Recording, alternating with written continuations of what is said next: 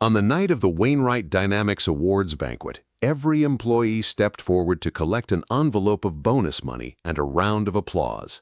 Every employee except Rowan Keane, the man who had spent 3 sleepless nights pulling the company back from a catastrophic collapse worth hundreds of millions of dollars. In front of the entire ballroom, CEO Celeste Wainwright announced that he simply did not know how to follow orders, and then instructed security to take back his badge. Her words carrying easily over the microphone to every table in the room. Rowan said nothing. He set his folder of files on the table, the same folder he had carried through 3 sleepless nights, and turned to leave without a single word of protest. But before the doors could close behind him, billionaire investor Gideon Ashford rose from his seat, lifted a black case onto the table, and said the words that silenced the room. "You just fired your own future boss."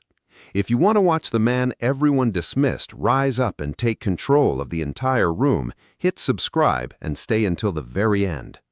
5 days earlier, Rowan Keane sat in the basement operations room of Wainwright Dynamics, a space with no glass walls, no framed magazine covers, and no assistant to bring him coffee. He was running diagnostics on a new automation platform called Atlas Grid, the system Celeste had promised the board would carry the company into a new era of growth. Rowan found the flaw within an hour. When incoming data exceeded a certain threshold, Atlas would duplicate its own dispatch commands, sending contradictory instructions through the entire supply chain at once. If that failure occurred during the live rollout with their biggest client, Meridian Transit, Wainwright Dynamics stood to lose a contract worth $180 million, along with tens of millions more in penalties. He wrote up the danger in plain language and sent it to Celeste, to Human Resources Director Marissa Pembroke, and to the entire executive team. Nobody replied. The basement smelled faintly of warm circuitry and old carpet, a smell Rowan had grown to find almost comforting over the years, the way some men grow fond of the hum of a familiar engine. Fluorescent light buzzed overhead, flickering every few minutes in a rhythm only he seemed to notice anymore. He kept a framed photograph of Avery on his desk, taken at her high school graduation, propped against a stack of technical manuals nobody upstairs had ever bothered to read. When the silence from his warning stretched into a second day, he told himself it meant nothing, that busy executives simply moved slower than engineers. He had told himself that same story for years, and some quiet part of him was beginning to grow tired of believing it. 2 days later, in a meeting Rowan was not invited to attend, Celeste stood before the leadership team and described Atlas Grid as the crowning achievement of her strategic vision, even though the most stable parts of the platform had been built quietly by Rowan over the previous 18 months. When he tried to speak up outside the conference room, Marissa blocked the doorway with the practiced ease of someone who had done this many times before, informing him that his name did not appear on the list of strategic leadership. She held the clipboard against her chest like a shield, glancing past him toward the glass wall, as though checking whether anyone important was watching the exchange. Celeste walked past him a moment later, glancing at his worn jacket the way a person might glance at a coat rack. "The man who maintains the servers does not need to understand strategy," she told him in front of everyone. "He only needs to keep the lights on." Rowan absorbed the insult the way he absorbed everything else at that company, silently and with the quiet certainty that competence would eventually speak for itself.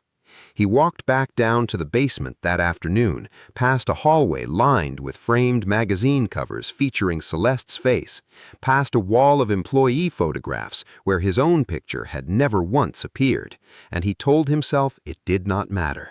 It was easier most days to believe his own patience than to admit how much the dismissal had cost him. He had learned long ago that men who complained too loudly about being overlooked were usually remembered only for the complaint, never for the work underneath it. That evening, his daughter Avery called from her dormitory to ask whether he would be attending the banquet that weekend. Rowan told her that maybe for once the company would remember the people who worked behind the curtain instead of the ones standing in the spotlight. He did not know yet how wrong that hope would turn out to be. After the call ended, he sat alone at the kitchen table of his small rented house, turning his phone over in his hands, thinking about the years since his wife had passed, the years of packed lunches and late shifts and quiet pride in a daughter who had grown into someone braver than he sometimes felt himself to be. He told himself the company would eventually recognize the years he had put into keeping it standing. The following morning, a notification appeared on his screen, informing him that Atlas Grid would now launch 48 hours ahead of schedule, using the exact configuration he had warned them never to use in writing. Rowan requested 5 minutes with the executive board and got them, though barely. He walked through the failure scenario using real projections, showing precisely how the system would buckle the moment Meridian synchronized its full warehouse inventory. Celeste could not dispute the numbers, but she resented being challenged in front of two vice presidents whose opinions mattered to her much more than his. Delaying the launch, Celeste argued, would make Gideon Ashford question her leadership and could shrink the value of his upcoming investment. Rowan proposed activating a backup architecture he had built quietly over 2 years, evenings and weekends spent alone in the basement long after everyone else had gone home. He called the fail-safe system North Star Protocol. Celeste mocked the name and asked why a man without a graduate degree believed he understood risk better than an entire room of executives who had built careers studying exactly these kinds of decisions. "You are not paid to argue with me, Rowan," she said in front of everyone. "You are paid to execute my decisions." Marissa then slid a document across the table, demanding his signature, confirming that Atlas was fully ready for launch. Rowan refused, knowing the signature would make him personally liable if the system failed, and Celeste treated the refusal as an act of open defiance, ordering him barred from the control room on launch day. Word spread quickly, and several colleagues began keeping a distance, afraid of being associated with the man who had just crossed the CEO. Noah Bennett, a young systems analyst Rowan had trained himself, admitted privately that he believed every word of the warning, but confessed he was too afraid to say it out loud. That night, Rowan discovered someone had quietly edited his official report, changing the phrase severe risk into acceptable margin of error. He sat staring at the screen for a long while, the cursor blinking beside the altered words, and felt something shift inside him that had nothing to do with anger. It was the particular coldness of realizing that the people above him were not merely careless, they were willing to reshape the truth itself if the truth threatened their comfort. He printed the original report before closing his laptop, folded it carefully, and slid it into a drawer at home where no one else had access. On launch day, Celeste hosted a live-streamed event for investors, journalists, and the client's leadership team, glowing under studio lighting as she narrated the company's bright future. Rowan was seated in a secondary support room with no authority over the primary system, watching numbers scroll across a screen he was forbidden to touch. The room they had given him was windowless and cramped, tucked behind the catering hallway with a single monitor and a chair that wobbled whenever he leaned forward. He kept his phone face down on the desk, resisting the urge to call Avery just to hear a voice that did not belong to this building. Somewhere upstairs, champagne glasses were being filled in anticipation of a triumph that had not yet been earned. For the first 20 minutes, Atlas performed flawlessly, and Celeste sent him a short message dripping with satisfaction. "Perhaps next time you will trust the people in charge." Then Meridian began uploading its full inventory, and Atlas started issuing duplicate commands exactly as Rowan had predicted, the screen in front of him filling with error after error faster than he could scroll past them. Warehouses received orders to open and close simultaneously, shipping schedules doubled, financial figures began drifting out of alignment in real time. The executives in the main room began to panic, and the outside consultants Celeste had hired could not identify the source of the failure. Celeste insisted they keep the system running rather than admit a mistake on camera, and the error spread further with every passing second. Rowan calculated they had roughly 3 minutes before the corrupted data would sink permanently into Meridian's own servers. His hand stayed steady, even as his pulse climbed, years of quiet discipline holding him in place while the room around him dissolved into shouting and scrambling chairs. He thought briefly of every ignored email, every warning brushed aside, and understood that none of it mattered now except the 3 minutes in front of him. He called Celeste directly and asked for authorization to activate North Star. She refused, warning that if he touched the system without her permission, he would be terminated on the spot, her voice sharp even through the static of a poor connection. Rowan looked at the clock, watched the seconds fall away, and made the only decision he believed he could live with. He used the emergency access protocol reserved for situations that directly threatened a client, no executive signature, precisely for moments like this one. He severed Atlas from Meridian's servers and brought North Star online. The system stabilized with only seconds to spare before the corruption would have become irreversible. He and Noah worked through the night restoring clean data, trading turns at the keyboard as the hours blurred together, fueled by vending machine coffee and the particular adrenaline that comes only after a disaster narrowly avoided. Around 4 in the morning, Noah finally asked him quietly why he had risked his job to save a system that would never carry his name. Rowan told him that some decisions were never really about credit at all, only about whether he could live with what happened if he did nothing. By morning, Meridian confirmed that no critical information had been lost and that the contract would proceed as planned. The man who had been banned from the control room turned out to be the only person capable of saving it. Engineers who had once seen him as a background fixture now looked at him differently, aware that the backup system Celeste had dismissed as an amateur side project had just rescued the company from a disaster. But the victory did not last. In front of the cameras, Celeste announced that leadership had proactively switched to a backup system according to plan, never once mentioning Rowan's name. She instructed the communications team to remove him from every behind-the-scenes photograph before it went public. The next morning, Marissa handed Rowan an incident report and asked him to sign a statement claiming he had disrupted the system on his own initiative before receiving approval from executive leadership to make repairs. Rowan refused to sign a document built on a lie, producing his own time-stamped logs proving Atlas had already collapsed before he intervened. Marissa warned that opposing the CEO could end his career in the industry entirely.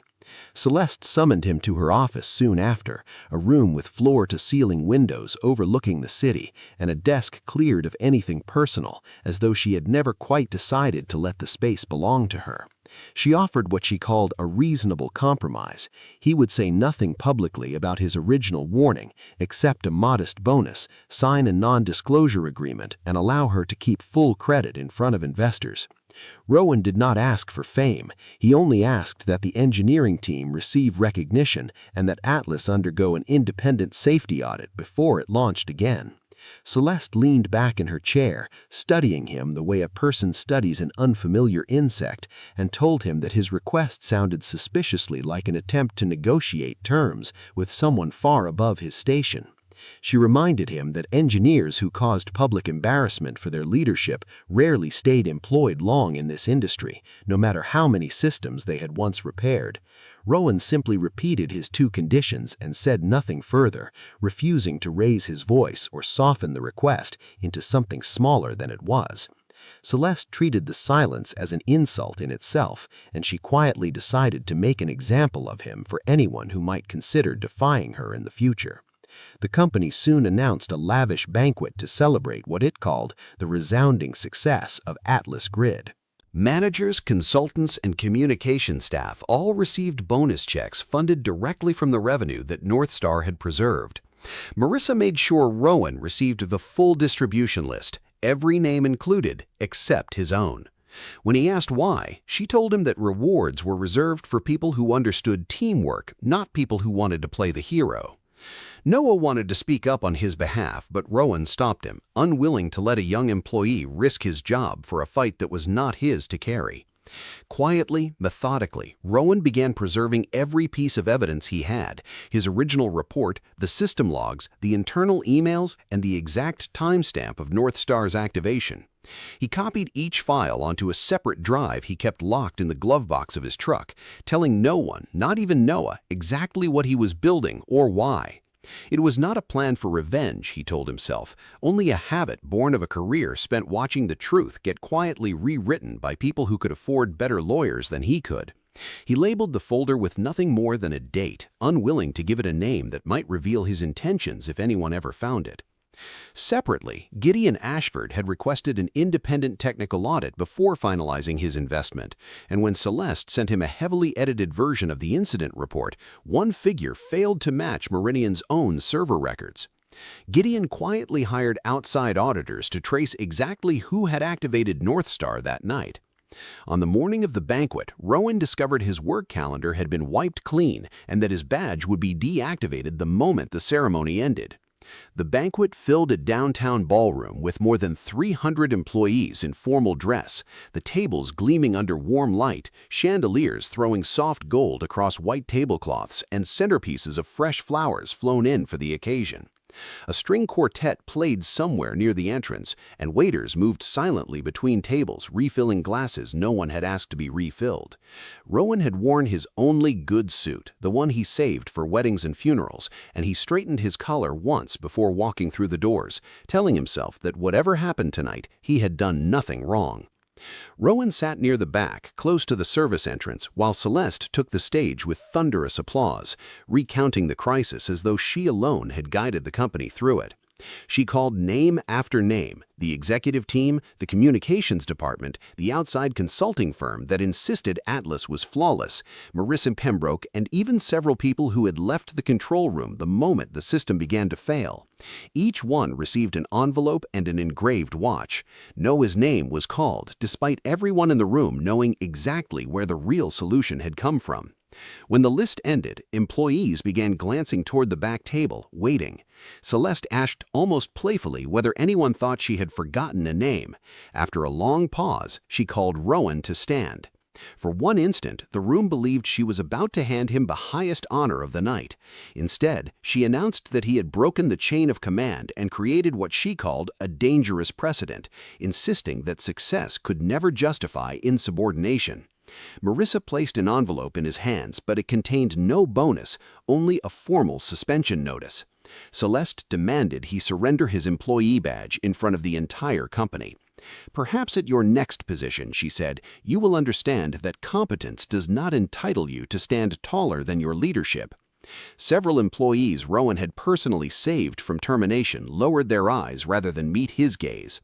Those who had just accepted bonuses built from his work found no courage to speak on his behalf. The empty chair reserved for him on the stage sat untouched, a silence engineered on purpose. Rowan did not argue and did not beg. The room had gone so quiet he could hear the faint hum of the projector still running behind Celeste, the clink of a fork someone had forgotten to put down, the shuffle of 300 people trying not to look directly at him. He placed his badge and his original report on the table in front of Celeste and said simply that he did not stand above her, he only stood between the company and the consequences of her decisions. Then he turned toward the door, his footsteps the only sound in a ballroom built to hold applause. Before he could reach it, Gideon Ashford rose from a table near the stage and ordered every door in the room locked. The entire ballroom fell silent, no one aware the billionaire had even been present that evening. Celeste immediately changed her tone, insisting this was merely an internal personnel matter unworthy of his attention. Gideon asked her 3 questions in front of everyone, his voice calm but carrying easily to every corner of the silent ballroom. Who wrote Northstar Protocol? Who activated it during the crisis? And who altered the original risk report? Celeste opened her mouth twice before any sound came out, glancing briefly toward Marissa as though hoping for rescue that never arrived. She stumbled through vague answers, claiming the technical details were unimportant, that leadership decisions were rarely as simple as a single name attached to a single action. Gideon had the independent audit results projected on the screen behind her, proving that Rowan's warning had been accurate down to the hour and that his intervention had prevented losses that could have exceeded $240 million. He then revealed a deal finalized that very morning. Ashford Capital now controlled 51% of shares, and Wainwright Dynamics had become a subsidiary of Ashford Industrial. Celeste would remain chief executive of the subsidiary, but she would now report to a new group president. Gideon walked onto the stage and opened the black case for the room to see. Every phone in the ballroom seemed to rise at once, though no one dared make a sound. Inside sat a silver key engraved with the word North Star, a top-level access badge still warm from the printer, a certificate of equity, and a formal letter appointing Rowan Keene as group president overseeing Wainwright Dynamics. Rowan stood frozen for a moment, the weight of the case heavier in his hands than its contents should have allowed, aware that everyone who had ignored him for years now was watching him with an entirely different expression. Gideon explained that he was not handing Rowan a bonus because money could never repair a deliberate public humiliation. He was handing him the authority to protect everyone else who had ever been treated the way Rowan had been treated that night. Celeste protested that Rowan had never run a company in his life. "He has never run a company," Gideon answered, letting the silence stretch a moment before continuing. "But he led it anyway when it mattered most, without a title, without a budget, and without anyone's permission. You held the title and abandoned the company the moment it was in danger. He held no title at all, and he saved it. I choose the man who led before anyone gave him permission to lead." Somewhere near the back of the room, Rowan heard someone begin to clap, hesitant at first, then joined by others until the sound rolled forward like something finally breaking loose. Only minutes earlier, Celeste had confiscated his badge in front of everyone. Now Rowan carried clearance higher than her own. Marissa was forced to read the appointment letter aloud, naming the very man she had just suspended. Gideon announced that starting the next morning, Celeste would report directly to Rowan through a 90-day evaluation period. Rowan understood the title alone would not be enough. Celeste leaned close and whispered that a badge could not force senior leadership to respect a man like him. "Then we will find out tomorrow," he answered evenly, "whether they are loyal to this company or only loyal to your chair." The next morning, Rowan walked into the executive floor to find every senior leader mysteriously absent from his first meeting. The conference room smelled of fresh carpet and lemon polish, a long table set with water glasses no one had come to drink from, a single legal pad waiting in front of the chair reserved for him. He sat there for 11 minutes by himself, listening to the air conditioning cycle on and off, before deciding that an empty room was simply another kind of message he could choose not to accept. Celeste had quietly encouraged the vice presidents to claim scheduling conflicts, and Marissa had locked him out of personnel files and budget records under the pretense of a security review. Rather than react in anger, Rowan simply moved the meeting down to the operations floor in the basement, inviting engineers, warehouse staff, accountants, and customer service representatives. For the first time, employees far below leadership were shown the full financial picture of the company. He told them plainly that Atlas still was not fully safe, that 2 clients were at risk of leaving, and that certain bonuses had been approved despite a genuine cash shortage. He promised he would not punish anyone for speaking honestly. That openness began winning people over in a way titles never could.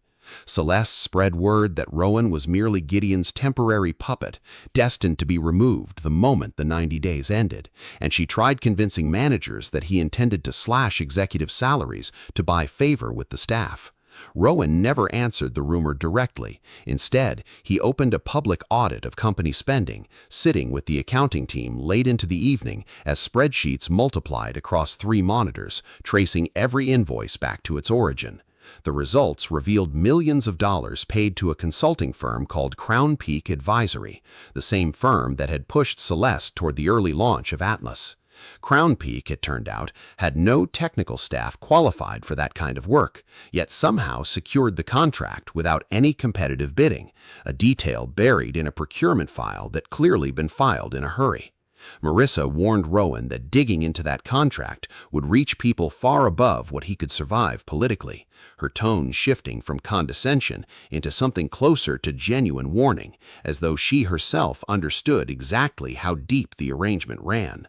That night, Avery called, worried after reading online chatter accusing her father of staging a hostile takeover.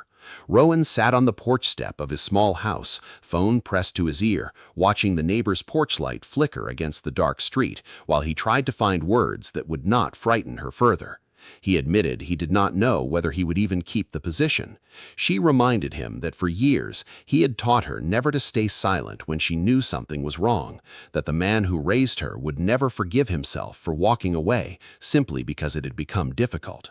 That short phone call was enough to convince him to not walk away. Days later, Noah showed up at the next basement meeting, alongside dozens of engineers who volunteered without being asked, and several mid-level managers slowly began returning as they realized Rowan had no intention of seeking revenge. Then Celeste announced that Meridian would arrive for a full system inspection in 72 hours. If North Star failed that test, the entire contract would collapse, and Rowan alone would bear the blame. Rowan quickly realized the inspection had been moved up nearly 2 weeks earlier than scheduled. Celeste had quietly persuaded Meridian to test the system early, hoping Rowan would fail before North Star was fully complete. Marissa refused to provide additional staff, citing budget constraints, and several critical servers remained locked under a licensing agreement tied to Crown Peak.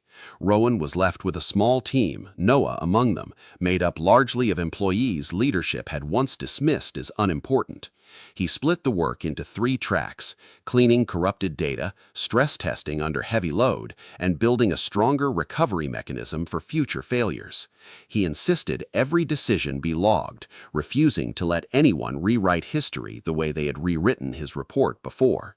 Midway through testing, the system unexpectedly lost access to a critical portion of the source code repository, an error message flashing red across 3 monitors at once while the room fell into stunned silence.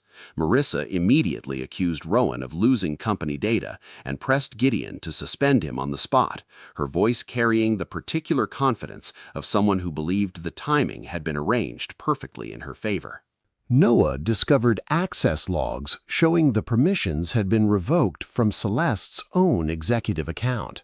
Rowan chose not to reveal the evidence publicly yet, wanting to understand her true motive first, aware that showing his hand too early could give her time to construct another story before the facts could speak for themselves. He soon discovered Celeste was quietly negotiating to sell the rights to Atlas to an outside firm before its failures became public knowledge, a deal structured through paperwork designed to look routine to anyone who did not know exactly where to look. If Meridian canceled the contract, Celeste could blame Rowan entirely, then acquire the underlying technology at a fraction of its value through a fund secretly connected to Crown Peak, walking away from the wreckage with both her reputation intact and a valuable asset in hand. The scheme to erase him from the bonus list, Rowan realized, had only ever been the surface layer of a much larger plan to make him the sole scapegoat for a failure she herself had engineered. The night before the inspection, North Star passed nearly every stress test but failed at the final load threshold. Exhausted employees began losing confidence in the project, their faces pale under the flat fluorescent light. Coffee cups piling up beside keyboards no one had the energy to clean. Someone near the back of the room quietly suggested they were about to fail in front of the whole company, and no one contradicted him. Rowan did not raise his voice. He simply asked everyone to rest for 10 minutes, then return and examine the data from the very beginning, reminding them that exhaustion made even good engineers blind to obvious answers. A warehouse employee noticed a repeating code pattern that resembled a defect from an old legacy device. He traced the pattern back through months of changelogs, his eyes burning from lack of sleep, until the pieces finally clicked into place with the quiet certainty of a lock turning. Rowan realized Crown Peak had quietly embedded an incompatible module into Atlas, one that had survived the migration and was still buried inside North Star, disguised under a harmless-looking file name no one had thought to question. Removing it would stabilize the entire system and simultaneously prove that Crown Peak, not Rowan, was the true source of the original failure. Employees Celeste had once dismissed as unqualified had found the exact flaw a consulting firm worth millions had somehow overlooked. North Star passed its full internal test just as the sun came up, moments before Meridian's representatives arrived, their car already visible pulling into the front lot through the lobby windows. Celeste appeared alongside a company attorney and declared that North Star was intellectual property Rowan had stolen from the organization. Rowan felt something tighten in his chest. Not fear exactly, but the familiar weariness of watching someone reach for one more lie after every other lie had already failed her. Celeste presented documents claiming North Star had been built using company resources and therefore required her personal approval before use. She demanded the inspection be postponed and Rowan suspended immediately right in front of the client. Rowan did not dispute company ownership. He agreed North Star belonged to Wainwright entirely. What he objected to was Celeste actively blocking the company from using its own asset to protect herself. Gideon asked both sides to present their evidence. Celeste offered a carefully edited version of events, describing North Star as an unapproved side project. Noah finally overcame his fear and produced the original unaltered system logs. Those logs proved that Celeste had known about North Star from the beginning, had once quietly asked Rowan to keep it developing, had never allocated proper funding, had wanted it kept secret to protect Atlas's public image, and had personally revoked system access right before the critical test. Rowan then presented the Crown Peak contract alongside financial records linking the firm to a trust connected to the Wainwright family itself. The connection buried 3 layers deep in ownership filings that clearly had been structured to avoid easy discovery. A murmur passed through the board members as they studied the documents, several exchanging glances that suggested this detail, more than any other, had finally tipped the room against her. Celeste attempted to pivot, accusing Rowan of retaliating simply because he had been denied a bonus. "If money were the issue," Rowan answered, "I would have accepted your offer to stay silent. The issue is that you were willing to destroy this company rather than let anyone learn you were wrong." A representative from Meridian, a tall woman in a gray suit who had said very little until that moment, stated plainly that they had not come only to inspect a system. They had already received the independent audit directly from Gideon days earlier. She looked at Celeste, then at Rowan, and said the decision had honestly not been difficult once the data was laid out plainly in front of them. Meridian agreed to continue the contract on one condition, that Rowan personally oversee the entire transition going forward. In that instant, executive credibility shifted entirely away from Celeste onto the man she had spent years dismissing. The shift visible in the way every person in the room quietly turned to face him instead of her. Gideon called an emergency board meeting in the very room where Celeste had once refused Rowan entry. She walked in with visible confidence, believing her family's remaining shares might still be enough to sway the final 2 board members. She described Rowan as technically capable, but lacking, in her words, the social standing to represent the company publicly. The remark landed badly even among board members who had once supported her without hesitation. Rowan did not attack her family or her personal history, though he could have, and everyone in the room seemed to know it. He laid out the facts in careful order, his voice never rising above a steady, measured pace. The altered warning report, the decision to launch early against every recommendation, the undisclosed Crown Peak arrangement, the deliberate erasure of the people who saved the company, and the sabotage of system access before the final test. Each point landed with a document to support it, printed and placed in front of every board member, leaving nothing to interpretation or memory. Celeste insisted one successful night could not transform him into a real executive. "No," Gideon replied, "one night did not make him. Years of you refusing to see him are what brought this company to where it stands today." One by one, the board members raised their hands. Some slowly, some without hesitation. Each vote landing in the quiet room like a small verdict Celeste could not argue away. The board voted unanimously to remove Celeste from the position of chief executive, to open a full independent investigation into Marissa and Crown Peak, and to confirm Rowan as permanent group president, no longer serving under any temporary evaluation.